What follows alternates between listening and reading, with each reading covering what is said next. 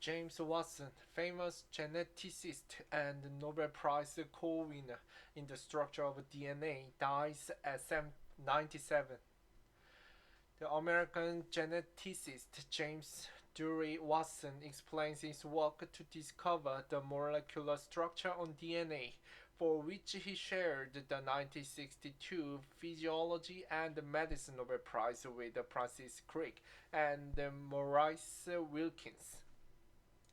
James Watson, renowned molecular biologist and one of the Nobel Prize winners for discovering the structure of DNA, died Thursday after a brief illness, according to a statement from his former employer.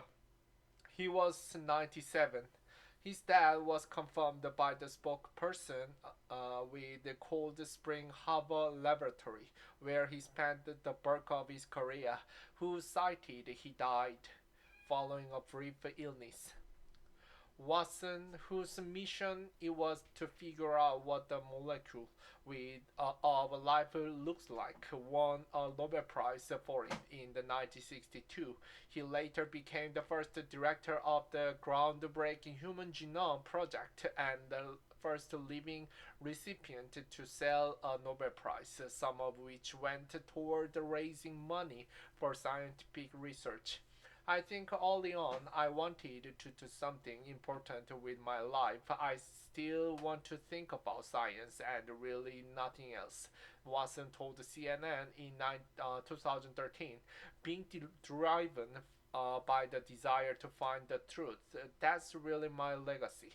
The truth sometimes you don't find it and it's complicated, but what you always have is that if you can start with the truth, it's helpful. His legacy was marred in later years after he made headlines for incendiary, racist, sexist, and homophobic remarks belittling various groups of people, claiming they had genetic differences. The remarks lead to him losing some of his honorary titles. Watson, alongside Francis Crick and Maurice Wilkins, is most known for discovering DNA's double helix structure in 1953. When I was 25, my colleague Francis Crick and I published a very short paper outlining the structure of DNA. He told CNN in 2013, "We thought it was the bombshell, and fortunately it was." That groundbreaking discovery, published in the journal Nature, was the huge advancement in science that gave way to the field of molecular biology. They cracked the code of how DNA stores the information and how each special structure allows the molecule to replicate itself. His curiosity started at a young age. Watson was born on April 6, 1928, in Chicago. His signature curiosity was evident as a child. When he was 8, he wondered that what makes the birds migrate. The question seems like a puzzle that he wanted to solve, inspiring him to go into science so he could understand how the natural world works. After only 2 years in high school, Watson got a tuition scholarship at the University of Chicago, just a few miles up the road. In 1947, he graduated with a degree in geology. He kept learning more about the field, earning the PhD in geology at Indiana University Bloomington.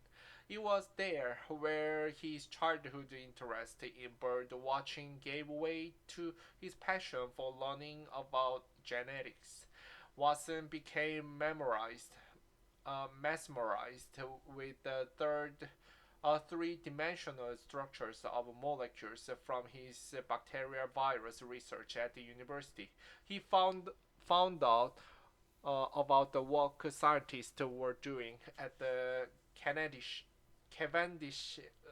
Laboratory in Cambridge, in England, and a few years later he joined them to work there in 1951. He met the VIP scientist and the discovery was born.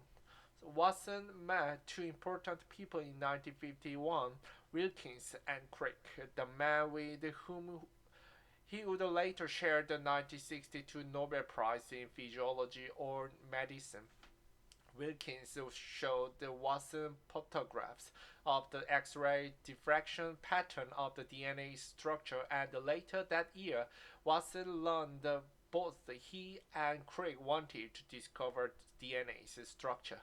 At the time, we knew that the new world had been opened, and that the old world, which seemed later mystical, was gone.